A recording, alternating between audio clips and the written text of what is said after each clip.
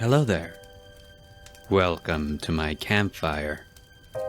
My name is Seraphine, the Midnight Bard, and I travel from place to place, seeking the strange, the bizarre, and the unexplained. Life is perhaps the greatest enigma to ever exist. Innumerable creatures ranging from too small to see to larger than we could have imagined populate the world we inhabit, and many more beyond. For most, life is as simple as surviving long enough to pass on your wisdom and genetic material to the next generation. Creatures such as mankind, however, have never been satisfied with the concept of a life so simple. For as long as they have existed, they have obsessively chased the limits of their reality, searching for what, or who, might lie beyond. One should be wary of what doors they seek to open, however, because the worlds beyond are sometimes cruel in nature, and all too eager to stain our reality with their darkness. Tonight, we will visit two stories of what happens when what lies beyond touches our world. Join me as we hear Better and For the Glory of Your Redeemer.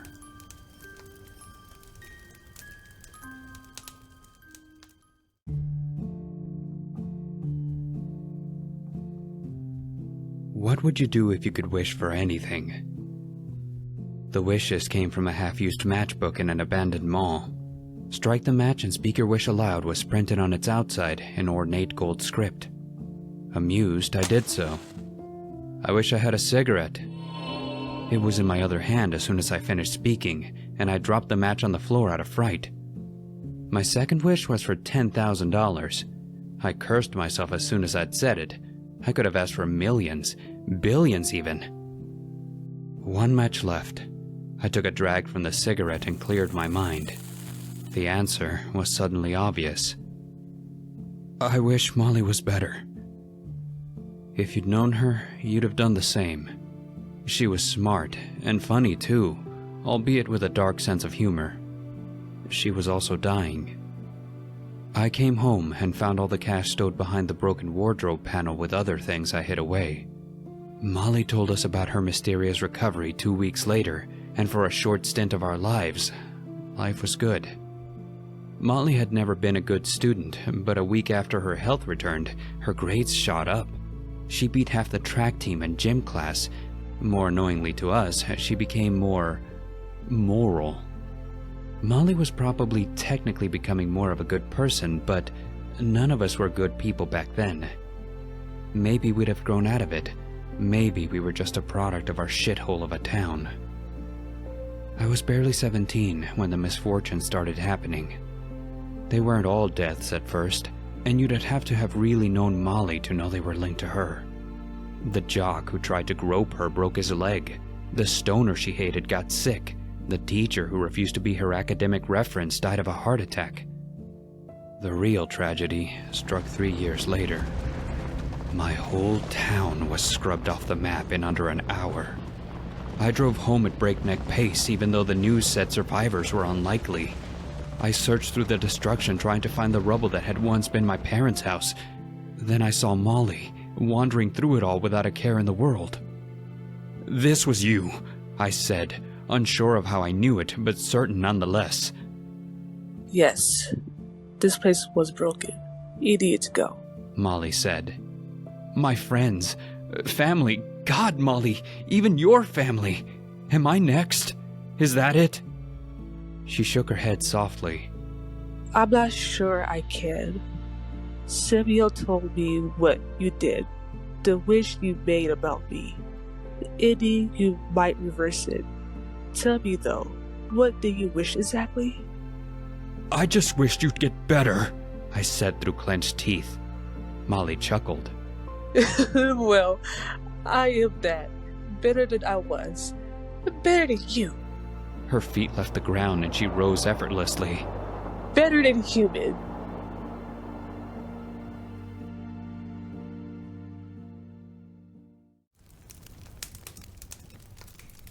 Hello there, friends. Before we continue on to the next story, be sure to strike the like and subscribe buttons if you haven't done so already, and stop by the comment section and tell me what you would wish for with your magic matches. Personally, I think I'd wish for the ability to give each of you a hearty fist bump. Thanks for stopping by. Now on to the next story.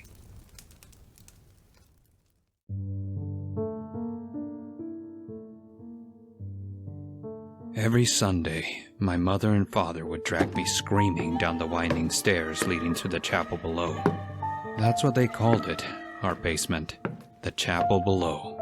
Like, naming it that would change the nature of what it was. They'd throw me to the ground, chain me up before the cross, and then they'd put the mask on.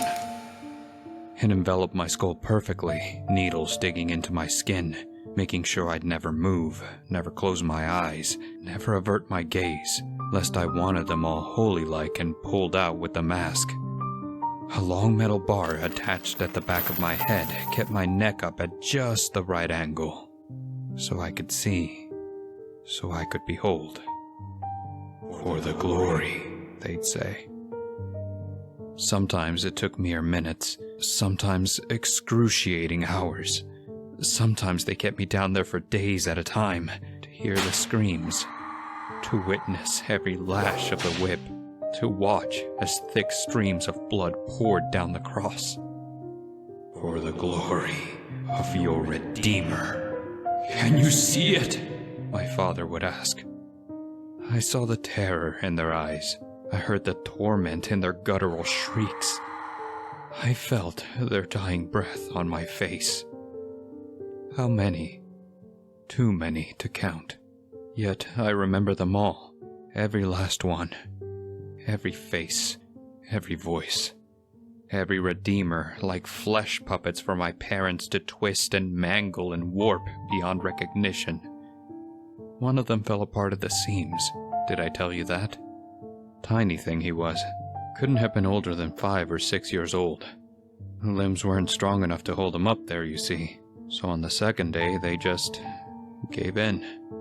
Can you see it? He lived for another day or so, little but a head on a torso. Then they lifted him back up and tied him to that cross. And then they whipped, and they lashed, and they prodded, and they stabbed, until there was nothing left to whip, or lash, or prod, or stab. Then they'd remove the mask, and they'd ask me if I'd seen it. And then they'd make me clean the cross and take care of the Redeemers. Or whatever was left of them anyway. My answer was always the same, though. Did you see it?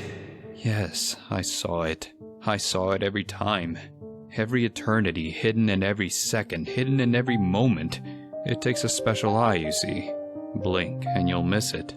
Miss his message, shrouded in the pain and the fear and the screams and the torture. His manifesto for all of us to learn, but just a handful of us to document. That's why you're here. I've grown old and weary, and my eyes cannot bear witness anymore.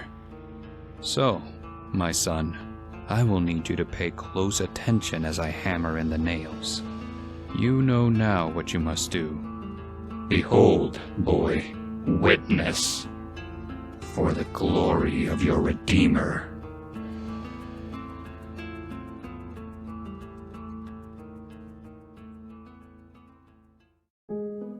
Thank you for tuning in to this week's story, Campfire Gang.